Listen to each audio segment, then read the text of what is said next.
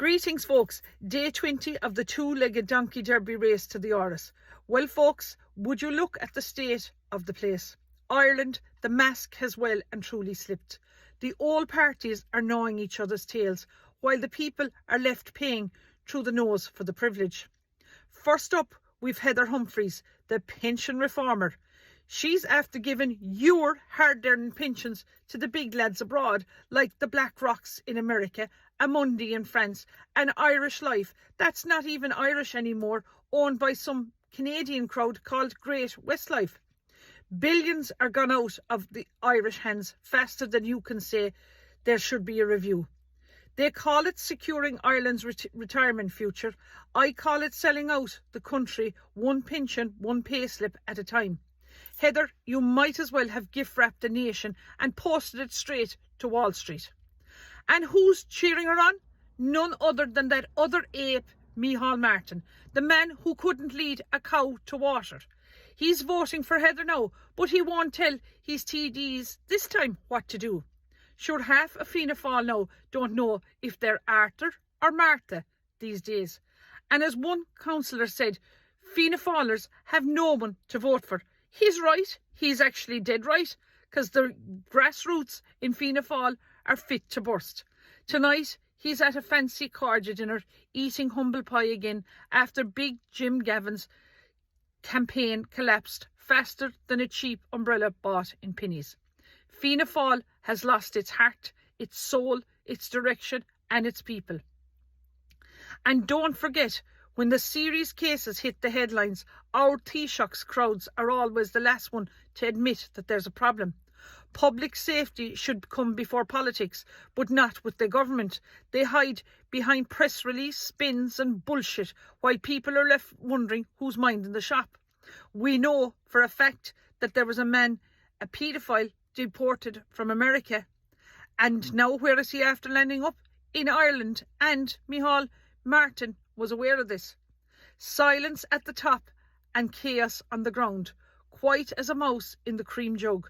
The whole lot of them, it's time for change. They're a disgrace. Then pops up Joe Brolly, apologising for his antics on his podcasts, calls it rubbish and inappropriate. I'll tell you what's inappropriate, Joe.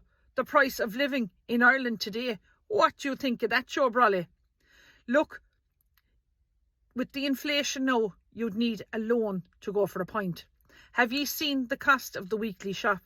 The CSO says inflation at an 18-month high. But sure, we don't need any report and bullshit to tell us that. Look at the prices of steak, Guinness and butter. A pint of the black stuff's now over €6, and you'd need a bank loan for a night out. Butter is up 68 cents in a pound. Steak, €22 a kilo. And milk's dearer than diesel used to be. Imagine that. Did you ever think that milk would be dearer than diesel? At this rate, the only thing dropping in price is your jaw at the till. A slice pan, $1.66. Lager, $6.50 a pint, and 45,000 more children are living in poverty. They call that, folks, a booming economy. We call it pure daylight fucking robbery. Look, the forgotten tillage farmer, and while we see that they waffle about the green policies, the tillage farmers are down to the ports doing their own inspections and investigations, and fair play to them, I say. They watch boatloads of cheap foreign grain coming in while Irish barley gathers dust in sheds. We were once, folks, the land of tillage, feeding ourselves and half of Europe.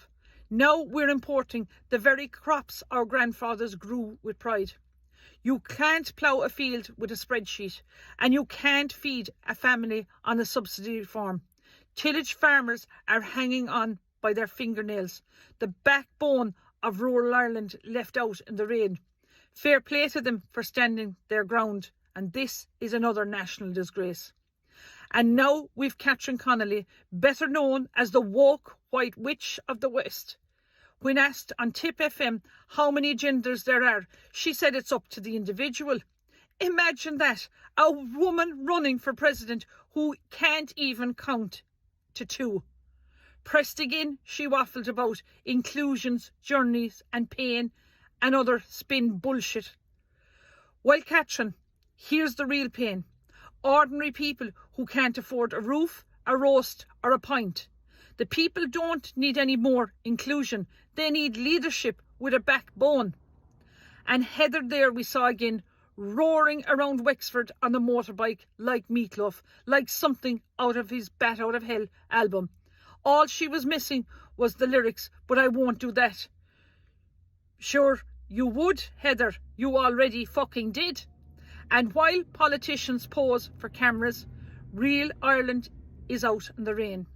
We see James Glazier has spent 57 days outside Pepper Advantage headquarters office in Shannon, fighting for his family home. That's grit, that's heart, that's the Ireland we grow up and be proud of. And Monday morning at 10:30, his High Court case goes before the judge. But Ireland is watching and everyone needs to get behind James. But there's hope, yes, folks. Captain Kieran Kelly and the wild geese of Hibernia are rising.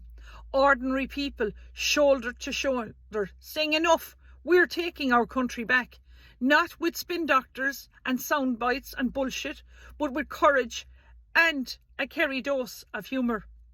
The donkeys in the Dáil can bray all they like, but the people are done with corruptions, sellouts and stage smiles. From the pension betrayals to the price of a pint, from Pepper Advantage to the ports and the barley, the tide is turning. Ireland is waking up. We're grabbing the reins, and this race for the Áras isn't left versus right anymore. It's Ireland versus corruption. And take it from a Kerry woman, we'll finish this race with a smile, a roar and a bit of mischief, and for good measure. Because remember one thing, folks, the wild geese are coming and we are taking our country back. Goramila Mahagav.